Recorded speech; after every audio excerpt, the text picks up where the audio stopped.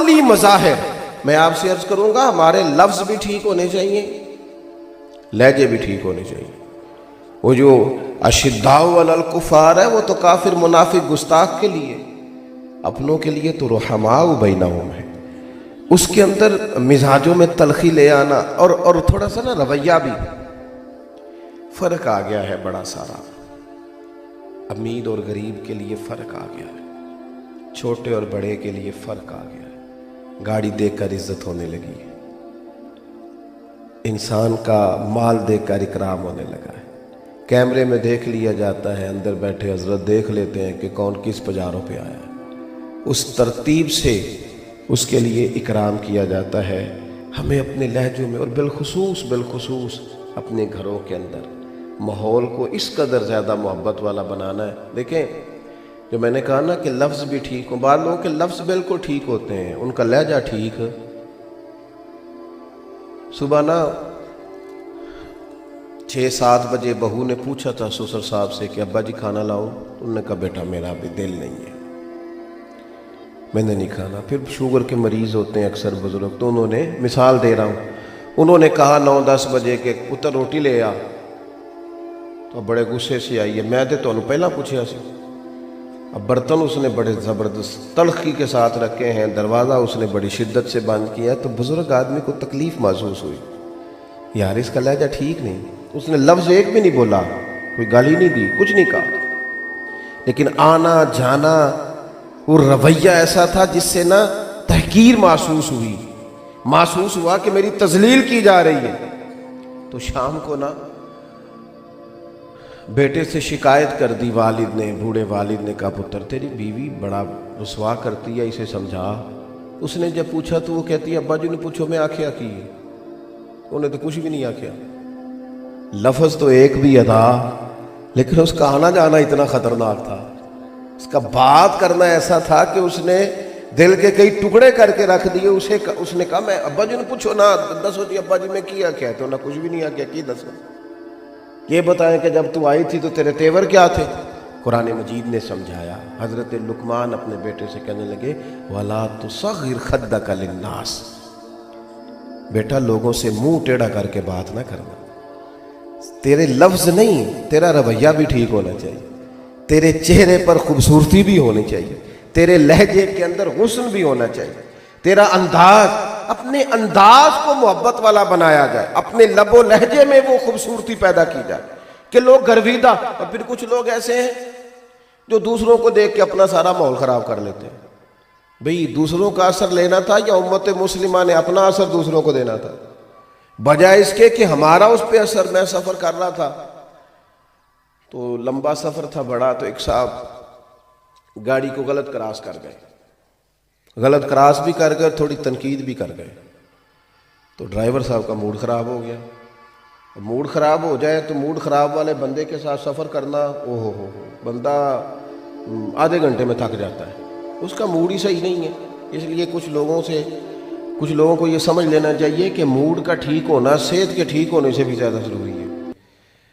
تو موڈ خراب ہو گیا، اب وہ گاڑی جو ہے وہ چل تو رہی ہے پر اس کے اندر جو ماحول ہے نا وہ ایسے ہے جیسے جون جولائی کی گرمی پڑ رہی ہے۔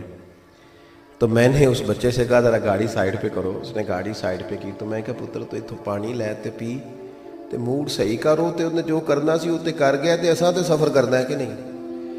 ایک بندے کی ایک تلخ بات کی وجہ سے نا ہو جاتی ہے اپنے رویے کو کبھی بھی خراب، اپنے رویے میں خوبصورتی آئیں گے نا بڑے لوگ، بڑی حضرت عمر بن عبدالعزیز بادشاہ تھے، رات کا ٹائم تھا، ایک رستے سے گزر رہے تھے، تو آدھی رات کے وقت ایک بزرگ فٹ پاتھ پہ سو رہے ہیں سڑک کنارے۔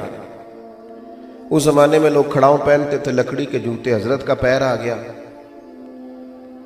تو وہ اچانک ٹکر ہو جائے تو کیا کہتے ہیں سارے لوگ، اس نے بھی وہی کہا، اس نے کہا اب اچانک وہ بزرگ اٹھے، سوئے ہوئے تھے، پیر پہ پیر آیا، تکلیف ہوئی تو کہنے لگے آپ بندے، تو اس کا جواب یہ تھا کہ چلو میں اگر اندھا ہوں تو آپ کو عقل نہیں ہے، معاذ اللہ آپ سڑک پہ سو رہے ہیں یا رستہ گزرنے کا، کیوں سو رہے ہیں؟ اس نے کہا بندے یہ مقام ہے کہ بندہ محبت والا ہے کہ تلخی والا ہے، اب سمجھ آتی ہے، روٹین میں تو سارے پیار کرتے ہیں، اب سمجھ آتی۔ اس نے بات کی تو حضرت عمر بن عبدالعزیز ہنس پڑے، یہاں ہسنا کمال ہے، جتن جتن تے ہر کوئی کھیڈے، کدے ہارن بھی کھیڈ فقیرہ، جتن دا مل کوڈی پیندا ہی ہارن دا مل ہیرا۔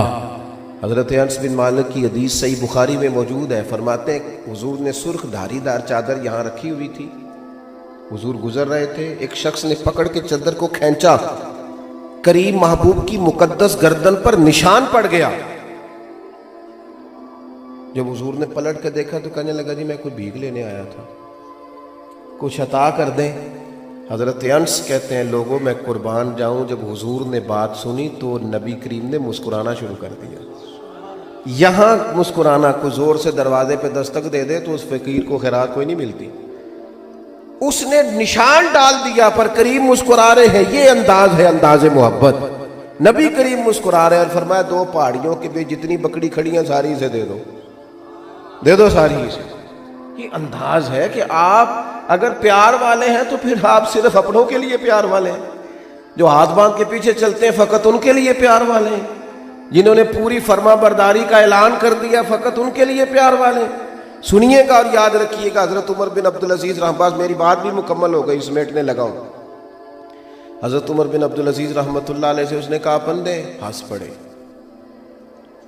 اور بزرگ کے کندھے پہ تھپکی دے کے کہنے لگے نہیں بابا جی مجھے نظر آتا ہے، یہ کچھ لوگ شاہ سے زیادہ شاہ کے فرما بردار ہوتے ہیں، بلکہ اور مثال دوں تو یہ جو کیتلی ہوتی ہے نا، یہ چائے سے زیادہ گرم ہوتی ہے ہمیشہ۔ وہ جو ساتھ تھے نا دو تین سپاہی، انہوں نے نا تلواریں نکال لی۔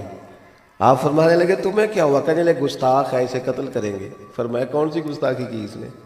کیسے سزا دیں گے، ماریں گے؟ فرمایا کوئی گستاخی نہیں، کیا ہوا ہے؟ کہا جناب اس نے آپ کو اندھا کہا ہے۔ آپ فرمانے لگے نہیں اس نے تو نہیں کہا۔ کہ جناب کہا ہے؟ فرمایا نہیں کہا۔ جناب کہا ہے؟ آپ فرمانے لگے بابا تم سے باتیں کر رہا تھا مجھ سے کر رہا تھا؟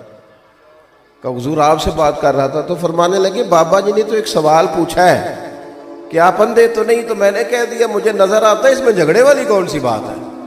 تو مختصر سی بات ہے، ابھی آپ اندھے تو نہیں، تو اس کا جواب ہے نہیں مجھے نظر آتا ہے۔ تھوڑا سا نا لہجوں میں، اٹھنے بیٹھنے میں، اپنے شب و روز میں، اپنے انداز میں تھوڑے سے مزاج میں محبت ہو، تھوڑا طبیعت نرم ہو، تھوڑا جو قلب ہے، جو دل ہے، اس کے اندر کسی کے لیے گنجائش ہو۔ کیا کہتے ہیں ہمارے بزرگ؟ ہمارے بزرگ کہتے ہیں مکان ہی بڑے نہ بناؤ، دل بھی ذرا بڑے کرو۔ ہمارے بزرگ کہتے ہیں صرف زمینیں ہی نہ وسیع کرو، تھوڑا سا ظرف بھی بڑا کرو۔ کیا کہتے ہیں؟ 14 طبق میرے دلے دے اندر تے میں تمبو وانگوں تانے ہوں، دل دریا سمندروں ڈونگے، دل دریا